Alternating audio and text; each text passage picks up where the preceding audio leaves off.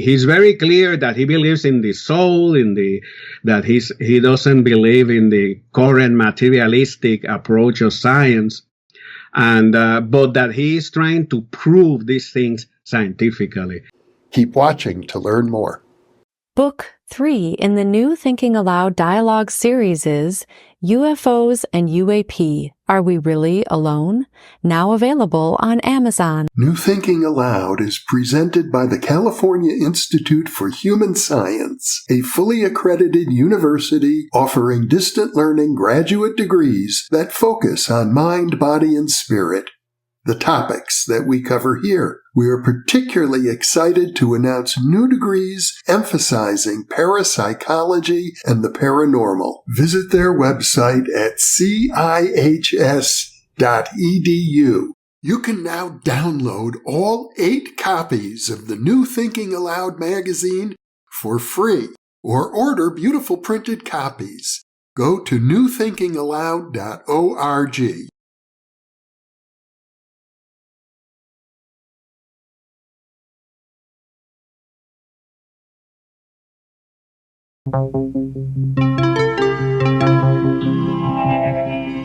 Thinking Aloud. Conversations on the leading edge of knowledge and discovery with psychologist Jeffrey Mishlove.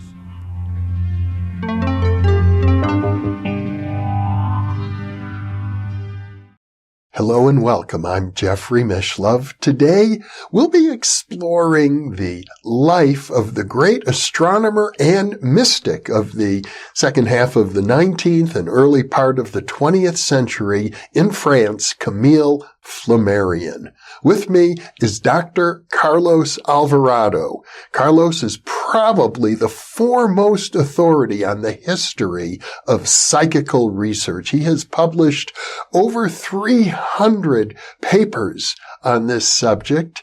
He is past president of the Parapsychological Association and is also the recipient from that association of a Lifetime Career Award. And now, I'll switch over to the internet video. Welcome, Carlos. It's a pleasure to be with you. Thank you. It's my pleasure being here. So we'll be talking about Camille Flammarion. I think most people are these days, since he died nearly a century ago, are not so much aware of him, but I think of him during his lifetime sort of being the Carl Sagan of his era, especially in France. That's true. I think that's a good way of remembering him. He was similar to Carl Sagan. He was an astronomer, and he was very prolific and was extremely well known, not only in scientific circles, but also in popular culture. I understand he wrote about 50 books. Yes, he wrote a lot of books, mainly about astronomy. Most of them were addressed to the general public, because one of his main interests was to spread knowledge about astronomy. He considered astronomy to be the mother of all sciences.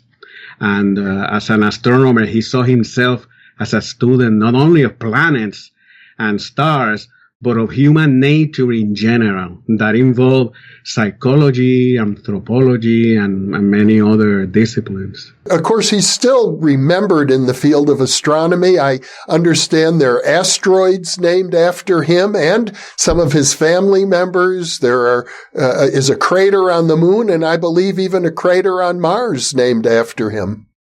Yes, that's true. And there is also a lot of work on the history of astronomy, and also the history of the combination of literature and science, in which Flammarion is always mentioned, because he had a very interesting style of engaging his readers to get into his materials, and when he talked about the planet, about the moon, about the stars, or other topics, because he also wrote about fiction involving traveling through the planets. He really made a mix of literature and science that people found very appealing at that time, and I think probably still today. since we're on the New Thinking Aloud channel that focuses on psychical research and parapsychology, it's important to point out to our viewers he was very active as a psychical researcher, and I think it would be fair to say he was something of a mystic himself. Yes, that is true, especially, early on, he was not only studying the phenomena, but he tried to practice what he was reading. When he started the movement of spiritism in France in the early 1860s, was developing under the leadership of Allan Kardec. And Flammarion formed part of Kardec's circle, and in fact, he was a medium himself. At one point in around 1861, he published some communications that were signed as Galileo. And later on, he revealed that was himself, writing about cosmology, about the planets, about all kinds of things. But the point is that being an astronomer, he also got involved into spiritism and practiced automatic writing. He spent a great deal of his career trying to find out to his own satisfaction whether the spirits that came through mediums, including himself, were real or whether they were a product of the subconscious mind.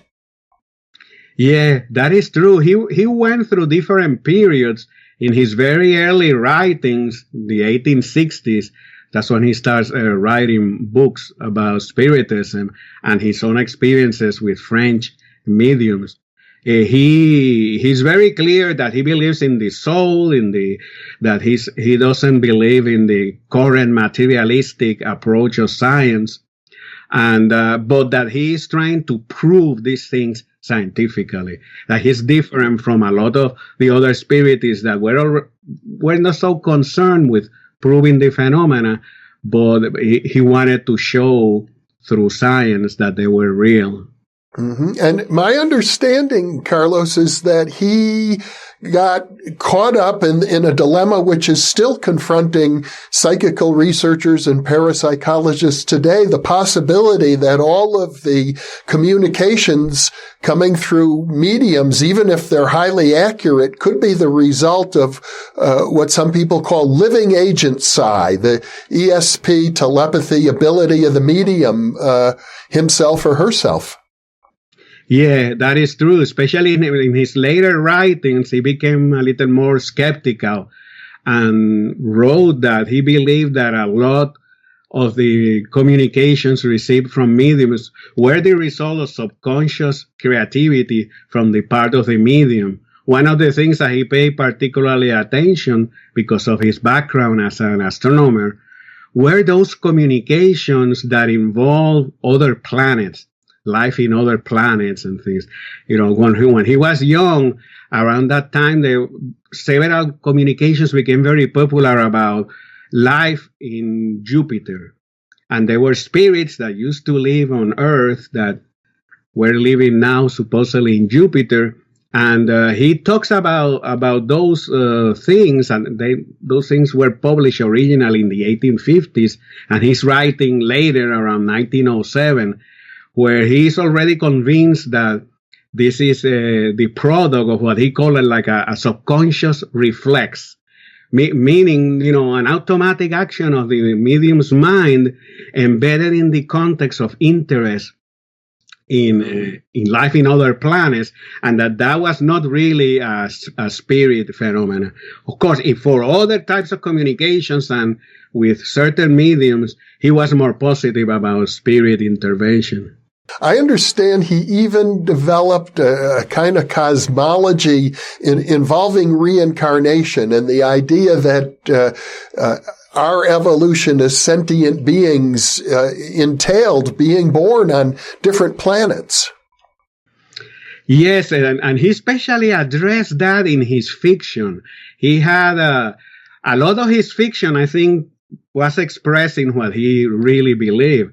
But he wrote exactly like that there was reincarnation took place, and it was not only here on planet Earth, but took place in other planets.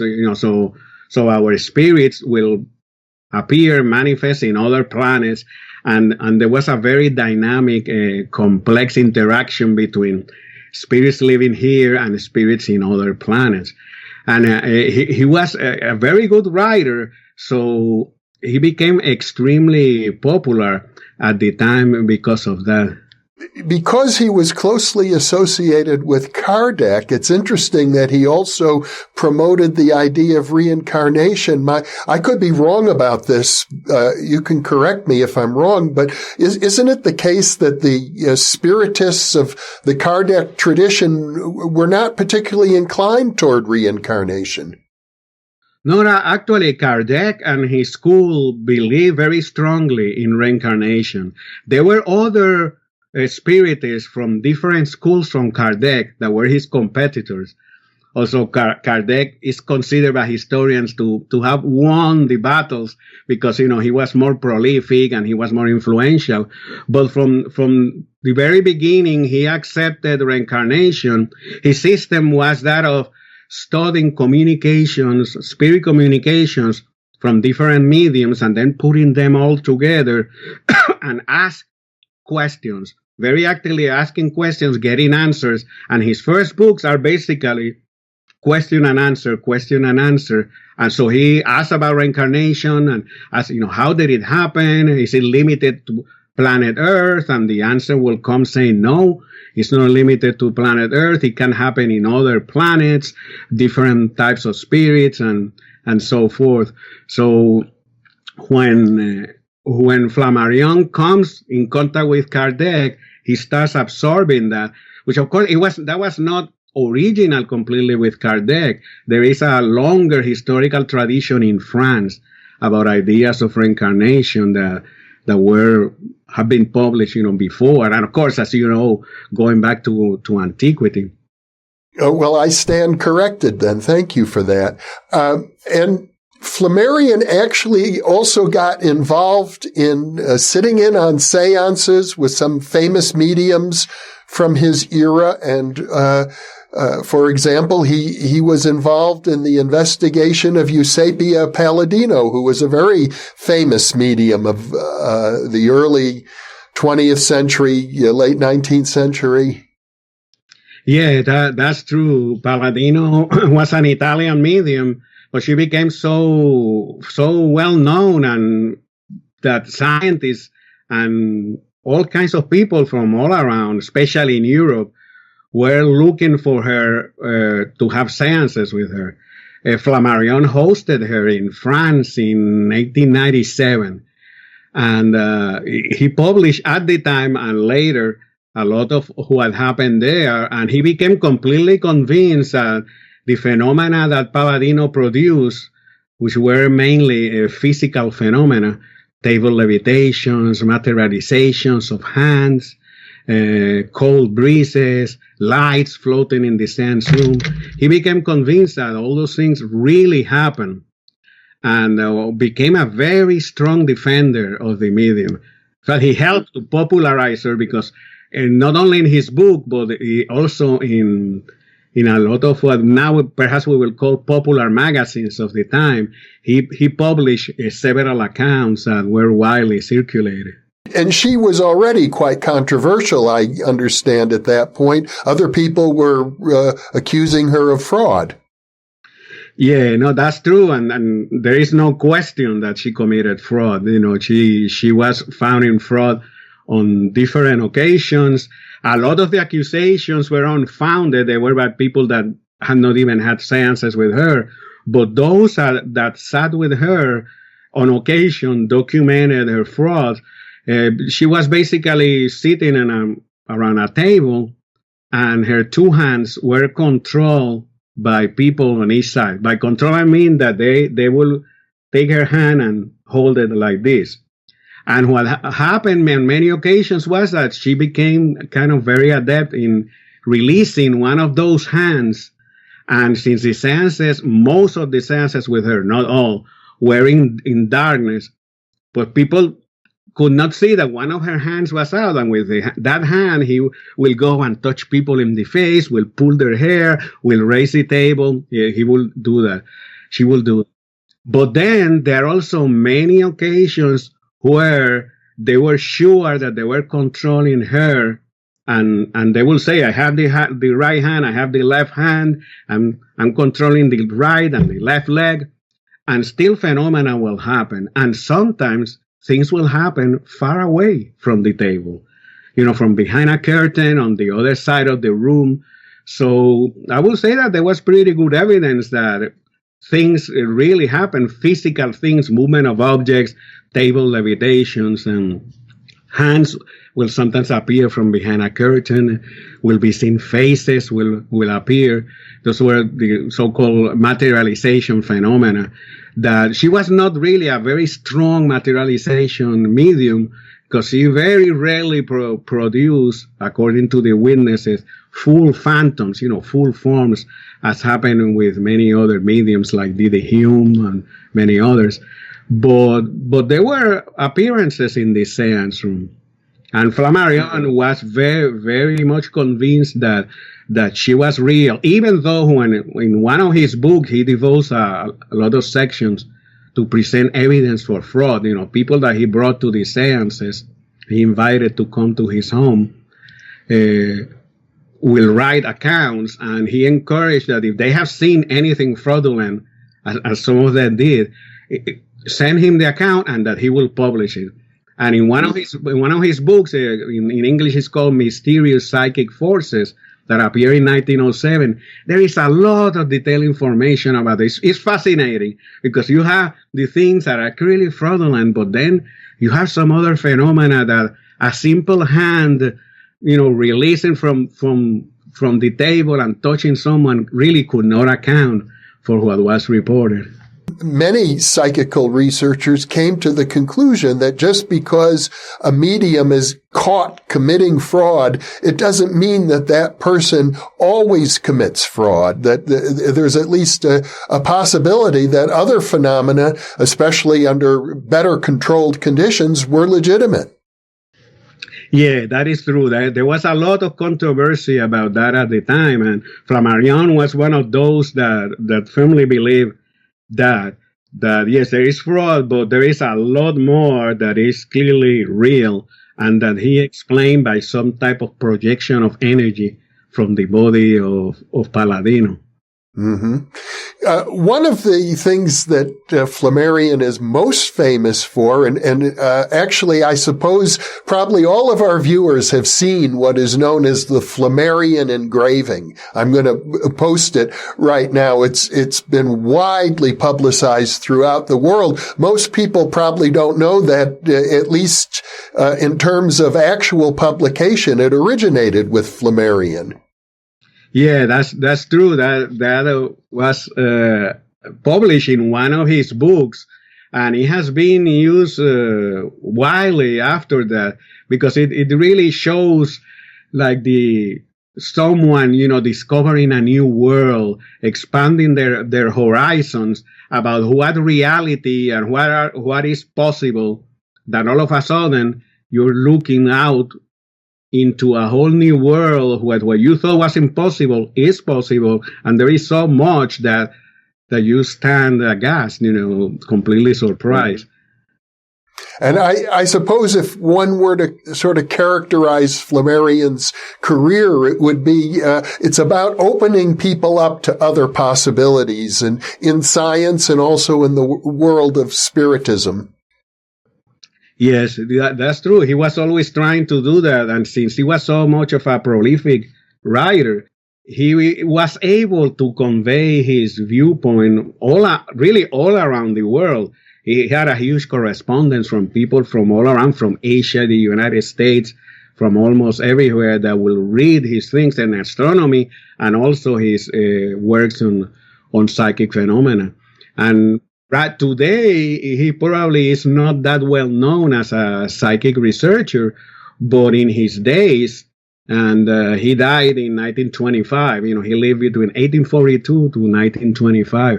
In his days, he was amazingly well known, to the point that, people could send a letter and just said, Camille Flammarion, Paris, and it will get to him. Because, he was so well known in the media, all around, in theater, in the scientific world. He had so many social connections. That's why he was able to publish all around, because he knew a lot of the editors of the main intellectual reviews of the time. No, and even though some of them were skeptical, say, about psychic phenomena, they respected him, and they knew that he was a good writer and will give them good articles that will help their magazine. So that also helped him to publish and to disseminate the views that there is a lot that science really cannot explain. And he was very clear that he was a lover of science, and he clearly said so. But he also said, but we have our limits as scientists, and we need to continue, keep working, keep observing, keeping our mind open to learn more about the universe. That was probably his main message. Of course, practically everybody in the field of psychical research and parapsychology have critics who say, these people are way too credulous. And certainly Flammarion had critics of that sort as well. How do you evaluate his credibility as an observer of psychic phenomena? Well, I think he was a good observer when it came to sense room phenomena. His reports are fairly good. There may be times where you wish for more detail, but that applies to almost every report of the time. Where he has been more criticized is on his case collection studies. One of the things that he became well known, and that was like between 1900 to the early 1920s, was for publishing cases of telepathy, of precognitive dreams, of apparitions, that he published them in great number. For example, he had a book in 1900 that in English was translated as The Unknown. And the whole point of the book was to present a lot of letters that he had received. He received over 7,000 letters when he appealed for cases, the phenomena related to death. Have you heard a voice close to the moment someone you knew died, an apparition that you have seen, a physical event? He was very keen on reporting the physical effects, like objects falling, clock stopping at the moment that someone had died. And he received a lot of letters, and he produced this book. In the book, he used only about over 700 of those letters, and the book is full of accounts that are amazing. Many of them are very similar to the accounts that we got in later eras and that we still get today, if you look for them. I presume that he didn't do with these cases what I think was done in England at the Society for Psychical Research, which is to go out and investigate each one to see if there are additional witnesses or independent corroboration. That's true, and that's why you can criticize him, that he really took the accounts that he received on their face value.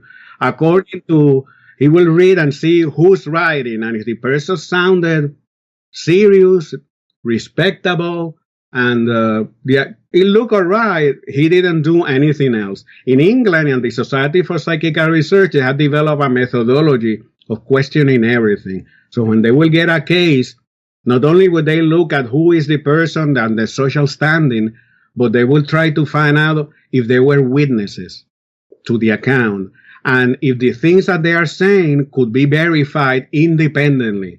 Like if they talk about a ship having an accident and that someone died in that ship, and that person that died there appeared as an apparition, one of the things they will do is not only get the account of the apparition, they will try to corroborate that such ship sank at that time, and where did it sink, and what was the nature of the accident. Basically, to have evidence saying, yes, there was this sinking, and it happened around the time the person said it did. So they put that together with all the different types of corroboration, and they develop a method of trying to support these cases, and a lot of them are very well supported. Flammarion did not do that.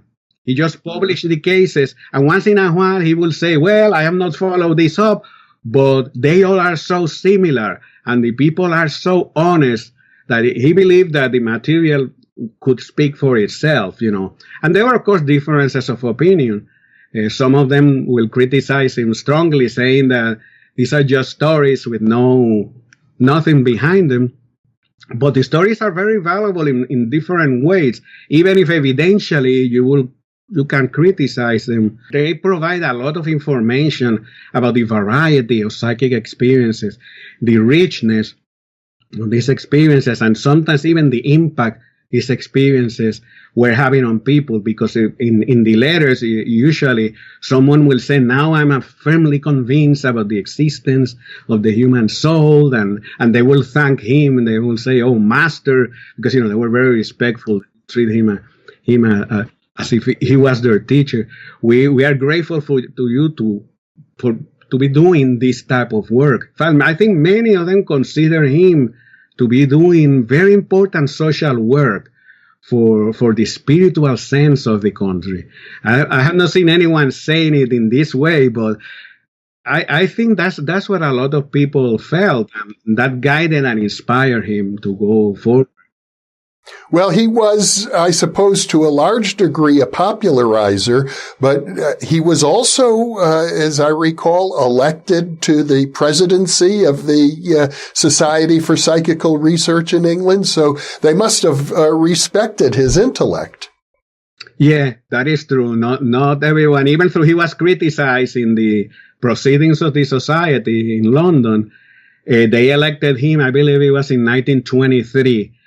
And he delivered a presidential address, which was printed in French. It's very different. The times are very different. In those days, a lot of the intellectuals that were part of the society will read French. And so things were printed in other languages, especially French. And as you say, many of them respected him and recognized that his service to the cause of psychic phenomena, because he certainly made the topic very well known in France and in other places, and documented, at least, even if not very carefully with testimony in terms of the experiences. What he published in terms of the variety of experiences, I will say, is still valuable today. I find very useful to go through some of his books. He published a 3-volume work. Later on, he still had some letters that he had not used. And even after the original letters that he got, people will keep writing to him because he was so well known and interested in these topics that they kept sending him dreams and haunted accounts of haunted places and the like. In this book called Death and Its Mystery, it's a book with 3 volumes. And it's full of experiences that happen at different moments related to death. Volume 1 is before death. Volume 2 is at the moment of death, while people were dying. And Volume 3 is after death. And one of the points that he makes there is that in this continuum of experiences in terms of death, all the experiences are basically the same, either during life, at the moment of death, or after, and after could be days or weeks or longer periods. The apparitions or whatever the phenomenon was, they are all very similar. And he very actively and very clearly defends that these things show the existence of the soul, and that what we have learned from the sciences, this materialistic philosophy that he said that we have in our time.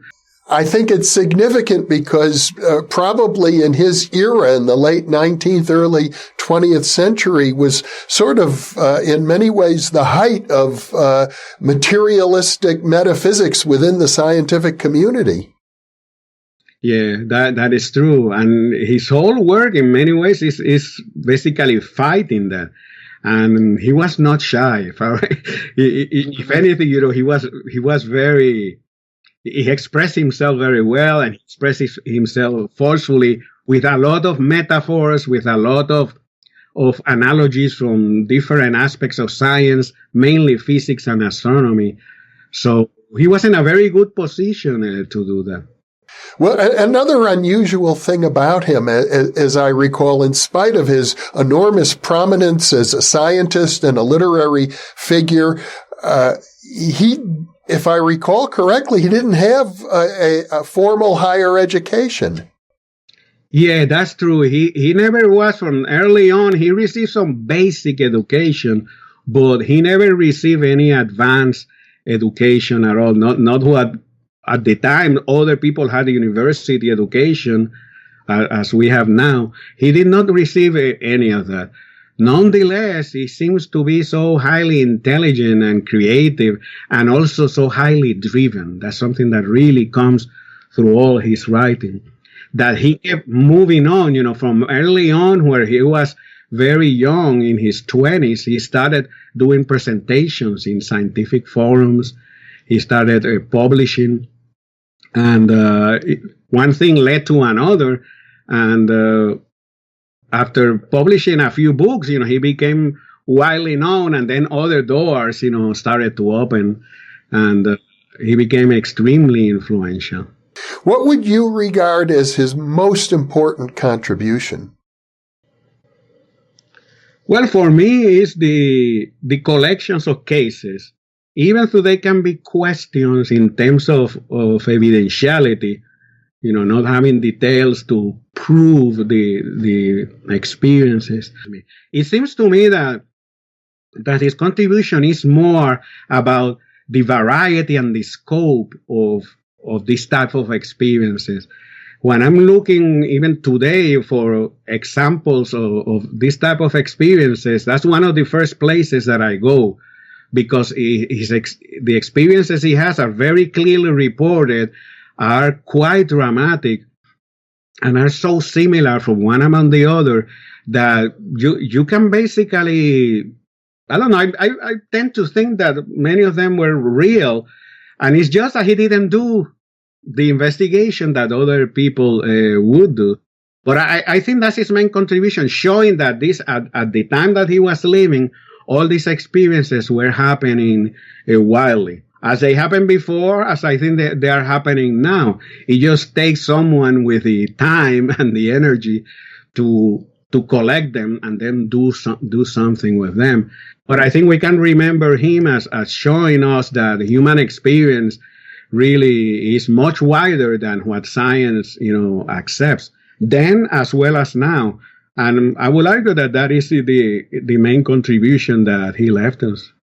And I suppose it's fair to say that his methodology of collecting cases and sorting them into different categories basically was, or at least possibly, an inspiration for the later work by Louisa Rhine, which was quite similar. Yeah, that's true. Louisa Rhine had a similar methodology. She didn't follow up the cases like the Society for Psychical Research people did. He was more like Flammarion in that she got letters. Sometimes she corresponded with people, but she didn't do that much in that sense. And yet she was still able to find patterns and all kinds of recurrent features in the cases. And that's very important when you study any phenomena, any natural phenomena. If it's really happening, it will have similarities from account to account, also some differences. And by classifying and cataloging all those facts, we start learning about the world, about the psychic world, just as we learn about the physical world, observing stars, observing birds, minerals, rocks, whatever. It's a question of using the material that you have in the best way and giving it the respect of human experience that it deserves. And now that I think about it, as I recall, you worked with the late Rhea White, who founded the Journal of Exceptional Human Experiences, doing very similar work. Yeah, that's true. I knew Rhea. She was doing very important work. I did what I could to support her work early on, when she was starting her journal and the study of experiences. In a way, yes, she was also following in that tradition. first, listening to what people have to say, which I think is very important, and is something that when we read Flammarion is something that we should, if we remember something about him, is that listen to people, treat them respectfully, and then try to see what you can get from these experiences. For him, it was a strong argument of showing that the soul really existed, and because if not, you could not explain any of these experiences. But there are other things that you can also learn about human psychology, the way the mind processes information, the different types of manifestation, even when you focus only on the physical events that Flammarion was so well known for, portraits that will fall, and then you find out that someone in your family died at that moment, clocks that will stop. Those are things that are, we all have heard of cases like that, but very few people, Flammarion being one of the few from the old days, collected those cases and tried to make something about it. Most people just say, oh yeah, these things are reported, but I think he gives us the message even from the old days of saying, pay attention to the more can be done. And I'm convinced that now if you have the resources and the time, that you could do now even more than he did. If I could get thousands of those cases or just a few hundred, they could be put into the computer, do analysis of the content, who had it, in what circumstance and the like, and do even much more than what Flammarion did in his time. Not a critique of him, I think what he did was proper and enough for his time period. But I'm just saying that a lot of these historical materials, I think, sometimes also transcend their particular time period. They have implications for us today. They can inspire us to do more and move forward. Yes, we perhaps apply some of the techniques for analyzing big data. Yes. Well, Dr. Carlos Alvarado, this has been a pleasure discussing with you one of the great founders of the discipline of psychical research. And I'm looking forward to having many more discussions with you. You're, to my knowledge, probably the most well-informed and certainly one of the most well-informed people alive today about this important history of parapsychology and psychical research. So thank you so much for being with me. Oh, thank you. I have really enjoyed sharing these moments with you.